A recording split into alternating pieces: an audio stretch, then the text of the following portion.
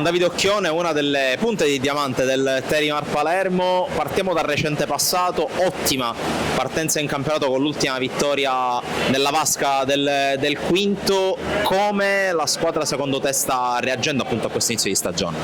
Ma sta reagendo bene, ovviamente è una partenza positiva, quindi siamo presi all'entusiasmo, entriamo in acqua volenterosi di far bene, ci stiamo allenando molto bene, siamo una squadra unita e quindi speriamo di proseguire così. Poi tu in particolare stai segnando parecchio, sei a ridosso dopo 2 partite, sei a ridosso della testa della classifica cannonieri, in pratica sei diventato quasi, potremmo dire, il bomber della squadra della tua città. Ma dire che sono dentro del bomber è ancora un po' prematuro, diciamo che in questo inizio di campionato sto segnando tanto, grazie alla squadra che mi mette alle condizioni di tirare e prendermi delle responsabilità e diciamo che sta andando bene, ma poco importa, l'importante è che la squadra sta girando bene, stiamo vincendo e stiamo raggiungendo già i primi obiettivi che ci mettono anche un po' di tranquillità. Tra l'altro alle tue spalle stanno per entrare in vasca i tuoi compagni, da quello che si sente la sensazione è che il gruppo sia molto ben unito e ben compatto. Sì, il gruppo è super unito, siamo magari un gruppo un po' più giovane rispetto agli altri anni, ma ci siamo subito amalgamati e siamo contenti, c'è molto entusiasmo come ho detto prima e ci troviamo bene l'uno con l'altro.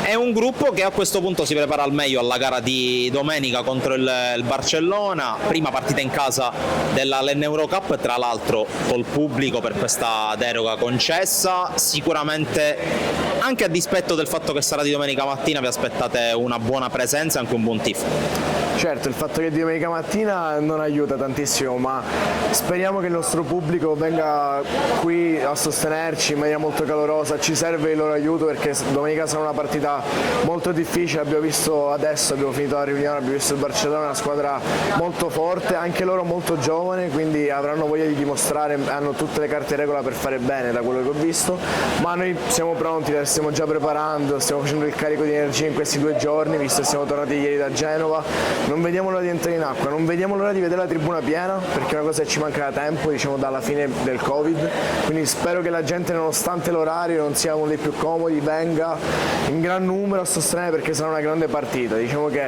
la Coppa LN a Palermo è da qualche anno arrivata e nessuno ha potuto magari vedere queste partite per il problema della tribuna. Ora c'è la prima partita e si potrà vedere col Barcellona, che siamo arrivate prima noi nel girone e loro primi nel loro, quindi siamo le 2 teste di serie del nostro girone e sarà una partita che regalerà 1000 emozioni, spero vengano in tanti.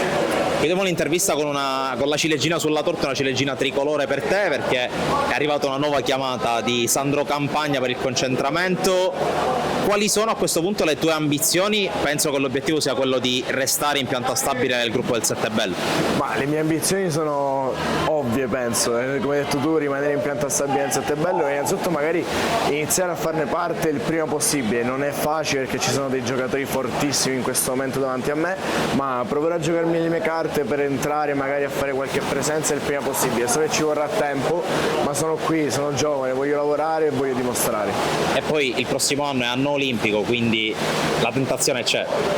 Il sogno c'è, so che è molto complicato e difficile, sognare non me lo vieta nessuno, quindi è il sogno che ho da bambino, continuerò a sognare, farò di tutto e lavorerò duro per raggiungere il prima possibile.